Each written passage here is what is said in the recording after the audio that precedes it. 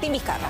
Martín Vizcarra finalmente regresó a Barbadillo, pero lo que se ha conocido ahora es que él habría engañado a los funcionarios del Instituto Nacional Penitenciario, ¿no? Y esto sucedió cuando solicitó comunicarse con su abogado, pero finalmente terminó saliendo en una comunicación telefónica con un medio de comunicación. O sea, él dijo, voy a hablar con mi abogado, y al final salió en otro lado, ¿no? En una entrevista que todos hemos escuchado.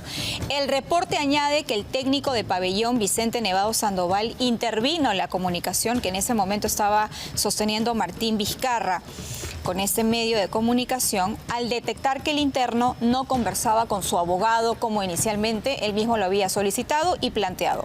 El INPE subrayó que existe una normativa que regula la posibilidad de que los internos declaren a medios de comunicación, lo cual requiere una autorización expresa y un procedimiento formal, que en este caso no se habría cumplido con Martín Vizcarra. Para conversar sobre este tema, su retorno a Barbadillo, ya se encuentra en estudios el doctor Luis Miguel Caya. Vamos a entrar en unos instantes más con él en una entrevista extensa. Bien, vamos a seguir hablando de Martín Vizcarra porque precisamente el Poder Judicial va a evaluar este viernes la solicitud, el pedido de apelación que ha hecho la defensa de Vizcarra. La audiencia se va a llevar a cabo mañana, ¿no? Y esa apelación lo que intenta es dejar sin efecto los 5 meses de prisión preventiva que finalmente le han impuesto. La audiencia virtual va a comenzar a las 10 de la mañana. Y bueno, si el recurso de apelación que ha presentado el exmandatario finalmente es aprobado, él podría recuperar su libertad.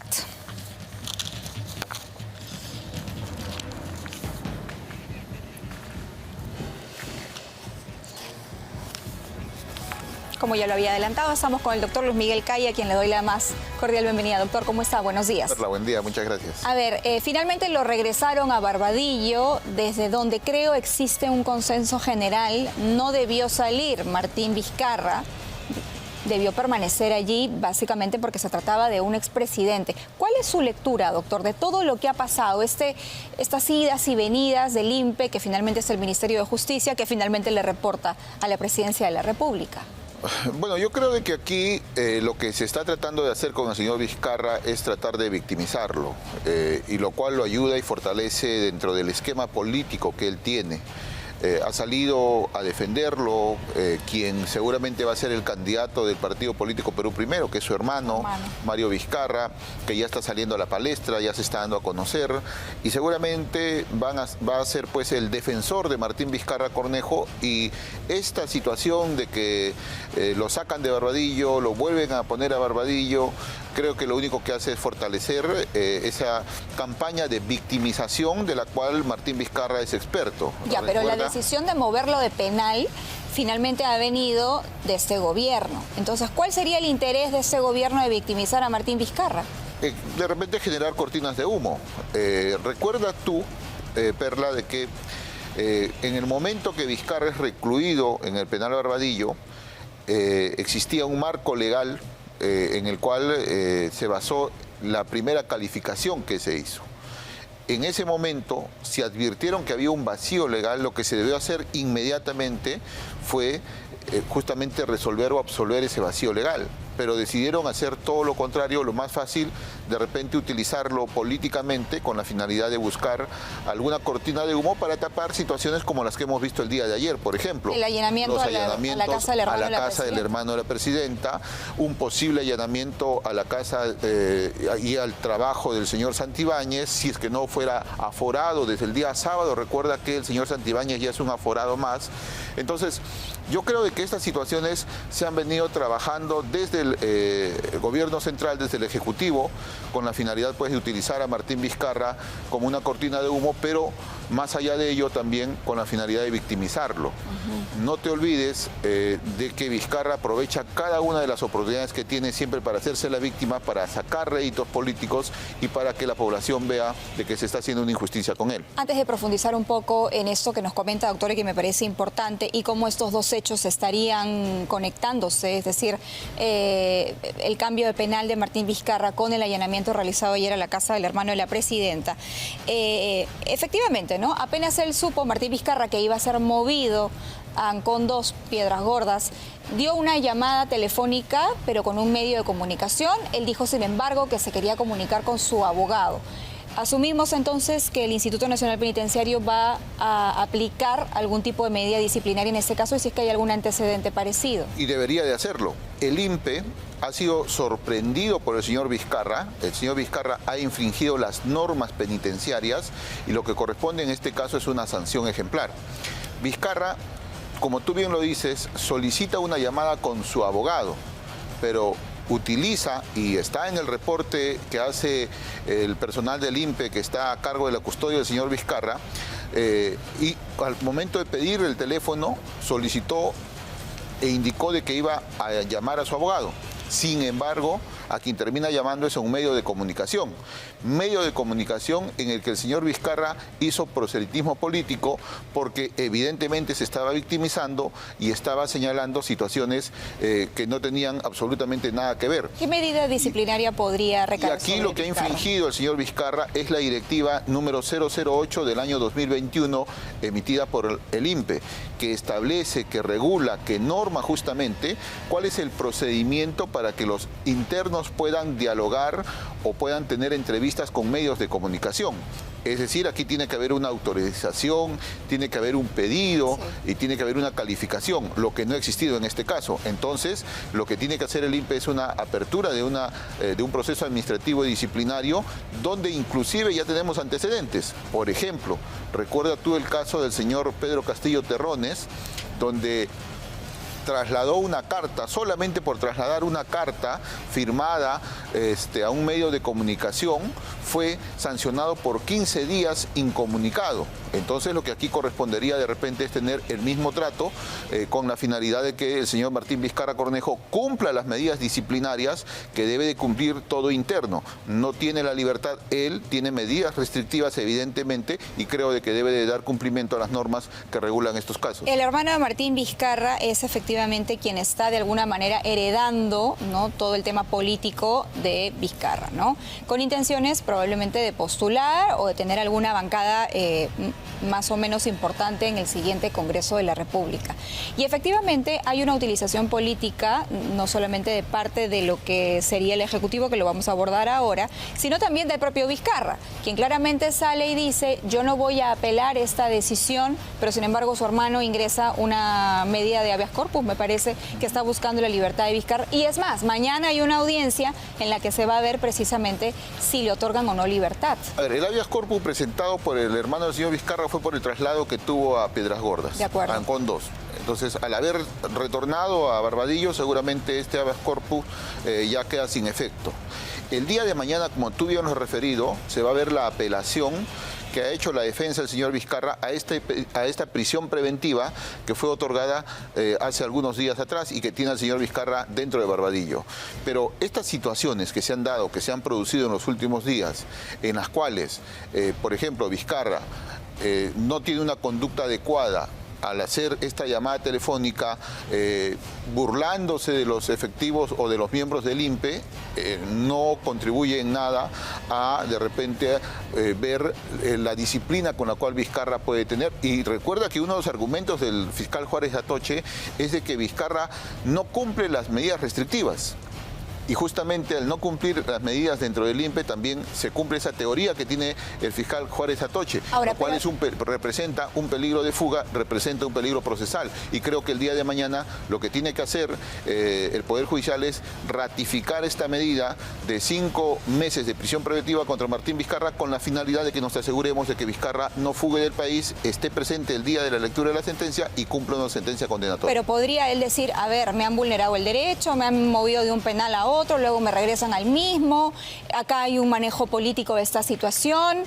¿Podría también esto mañana considerarlo el juez como un elemento que finalmente podría jugarle a favor, doctor? Pero dentro de los argumentos legales, dentro de los argumentos jurídicos que establece la prisión preventiva, no creyera. Seguramente lo va a mencionar, como siempre lo ha hecho Vizcarra, va a utilizar esos momentos que tenga él para tener las cámaras y victimizarse, pero como un argumento jurídico legal no creyera, Perla, más allá de lo que te digo. Lo que sí seguramente va a incidir el Ministerio Público es de que Vizcarra es una persona que no cumple las reglas de conducta. Si no cumple las reglas de conducta representa un peligro procesal y ese fundamento seguramente va a ser valorado también por los jueces el día de mañana. Recuerda de que se está jugando, yo diría prácticamente, si es que sentenciamos, o sea, si Vizcarra va a cumplir la sentencia o no va a cumplir la sentencia por Lomas de Hilo y el Hospital Regional de Moquegua.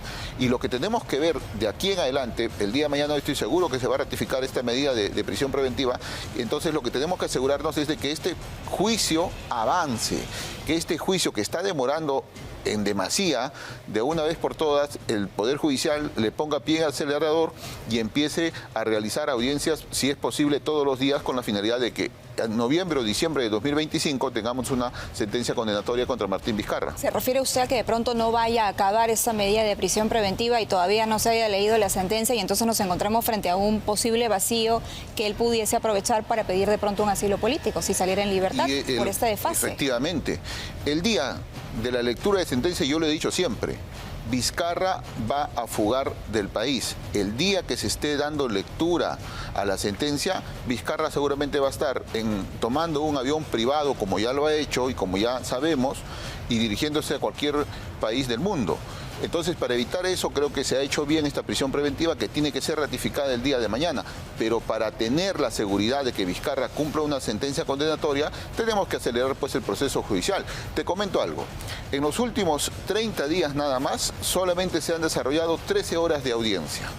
Entonces, el último martes hubo la última audiencia que estaba programada solamente 2 horas. De las 2 horas solamente se han hecho efectivas 1 hora con 40 minutos. ¿Y por qué tanta lentitud? Hay que preguntarle a la jueza Fernanda Ayasta, ¿por qué la demora? Y yo me diera la impresión inclusive de que no quisieran que este juicio avance, porque se hace prácticamente en la última semana, solamente se ha llevado a cabo una audiencia. Ok, bajo ese argumento entonces, si mañana le ratifican la prisión preventiva, él cumple los 5 meses. Se vence ese plazo de 5 meses y todavía no hay una sentencia y el juicio está así a paso de tortuga. ¿Podrían darle nuevamente prisión preventiva o ya no? El fiscal debería de solicitar una ampliación, pero entras nuevamente a la directiva si es que te dan o no te dan la prisión preventiva. Y en la medida de que no te den, de repente que es una posibilidad, Vizcarra puede agarrar un avión privado y fugarse del país. Por eso es de que es necesario que este colegiado que está encabezado por la jueza Fernanda Ayasta acelere los procesos, y no solamente 2 horas cada 7 días, por lo menos tiene que realizarse por día de audiencia mínimamente 4 horas, con la finalidad de que este juicio avance. Estamos recién en los documentales de la defensa, perdón, del Ministerio Público. Estamos en el documental 196 recién, Perla. ¿Se refiere a la revisión de documentos? A la revisión de documentos, a la exposición de los documentos. Faltan los documentales todavía de la defensa, que son más de 250 documentales. Falta luego las pruebas excepcionales que van a presentar. Y luego faltan los alegatos finales. O sea, y a 2 horas, con 2 horas de audiencia por semana, tú comprenderás de que el tiempo va a llegar, creo, abril o mayo del 2026 y no, no va a terminar este juicio. Etapa, Se van a vencer los 5 meses de prisión preventiva del señor Martín Vizcarra, seguramente quedará en libertad y quedará expedito para en cualquier momento tomar un avión privado y dirigirse a cualquier lugar del mundo y pedir un asilo político. Sí, es preocupante, doctor, de acuerdo a lo que nos va explicando, además, no solamente la velocidad como se va desarrollando, sino en qué etapa de este proceso nos encontramos y la lentitud. Pero la lentitud es un mal del Poder Judicial, doctor, y del Ministerio Público, lamentablemente. Discúlpame. Siendo esto un caso tan emblemático y que debería tener una, no quiero decir mayor importancia frente a otros casos, ¿no? Porque hay muchos litigantes que también acuden al Poder Judicial con la esperanza de hallar justicia, precisamente, y están años, doctor, años de años y no se resuelve su caso. La lentitud es emblemática para el caso del señor Vizcarra, para los casos de Martín Vizcarra. El caso del señor Pedro Castillo Terrones, todos los días hay audiencia. en el caso del señor Pedro Castillo Terrones? ¿Por qué no es el mismo trato para el señor Martín Vizcarra? ¿Qué privilegios tiene Martín Vizcarra? Por eso es que te digo, Perla, de que si el señor Pedro Castillo tiene juicios diarios que duran entre 6 y 8 horas y tienes a Martín Vizcarra que tiene solamente 1 o 2 audiencias por semana y cada audiencia solamente 2 horas, de las cuales se hacen efectivo 1 hora y media, hay definitivamente una situación que no es igualitaria. O sea, ¿considera entonces que hay una voluntad de dejarlo en libertad y de que pueda fugar? Yo, con todo lo que te estoy señalando, considero de que el Poder Judicial no quiere que este juicio de Martín Vizcarra acabe, porque de lo contrario se estaría acelerando este juicio, y es lo que exigimos. Lo que exigimos simplemente es un trato igualitario, de que haya una celeridad en este caso. No se puede realizar una audiencia cada 7 días y dentro de esta audiencia programar solamente 2 horas y hacer efectiva 1 hora y media. Ahora, definitivamente, frente a otros juicios como el que te estoy diciendo, el juicio del señor Ollantumala también, el juicio del señor Alejandro Toledo, que tiene una celeridad también. Pero ¿qué pasa con el señor Vizcarra? ¿Qué privilegios tiene el señor Vizcarra? ¿Qué privilegios tiene, doctor? O es que el Poder Judicial no quiere sentenciar al señor Martín Vizcarra Cornejo. ¿Y por qué no querría el Poder Judicial sentenciar a Martín Vizcarra Cornejo? ¿Qué es lo que se puede leer entre líneas? ¿Qué es lo que habría detrás? Recuerda tú de que Martín Vizcarra destruyó el Consejo Nacional de la Magistratura y creó la Junta Nacional de Justicia. Dentro de la Junta Nacional de Justicia, evidentemente que nombra jueces, que califica jueces, que nombra fiscales. Creo de que hay muchos allegados a Martín Vizcarra y hay muchos jueces y muchos fiscales que le deben el puesto justamente a Martín Vizcarra. Y creo lo único que está haciendo hoy por hoy es devolverle el favor a Martín Vizcarra. Yo creyera, espero estar equivocado, de que efectivamente esos vínculos que tienen todavía Vizcarra con el Poder Judicial y el Ministerio Público hacen pues de que este juicio se retrase y no avance absolutamente nada. Ahora, yo me imagino que el fiscal Germán Juárez Atoche debe estar solicitando, exigiendo mayor celeridad. Se solicitó. Y debe haber existido una respuesta también de parte. Una respuesta formal, me refiero. En su momento, ¿no? Solicitó, recuerda, hace como 2 o 3 meses atrás, solicitó y el Poder Judicial lo denegó. Por eso es que te digo, lamentablemente, me pareciera a mí de que el Poder Judicial no quiere sentenciar a Martín Vizcarra. El fiscal, ahora haciendo memoria, creo que estaba pidiendo que se hagan 2 audiencias por semana, ¿no? 2 o 3. Quien se opuso fue la defensa y quien determinó también fue el Poder Judicial, que dijo de que tenía mucha carga procesal, ¿no? Bueno, eso de la carga procesal es el argumento del que no quiere avanzar, sinceramente, ¿no? Porque yo creo que hay que tener discernimiento para darse cuenta qué caso apremia, ¿no es cierto? Porque además hay toda una ciudadanía y una opinión pública que está esperando cuál es el resultado de estos casos y aparte, que involucran a recuerda que los casos emblemáticos deben de ser priorizados. Existe una norma, existe una resolución inclusive dentro del Poder Judicial que establece claramente ello. Lamentablemente el colegiado que está encabezando la jueza Fernanda Ayasta lamentablemente no está avanzando, no está cumpliendo con esta prioridad, y lo que se está haciendo, creo yo, es buscar de repente algunos otros argumentos que tenga el señor Vizcarra para, dentro de todas las excepciones que ha presentado, en algún momento lo dejen en libertad con la finalidad de que pueda ser candidato en las próximas elecciones del 2026. Nos decía al inicio de esta entrevista que usted podía advertir algún tipo de manejo político sobre el traslado y no traslado de Martín Vizcarra de penal en penal, un poco para generar algún tipo de cortina de humo sobre el caso del allanamiento del día de ayer a la casa del hermano.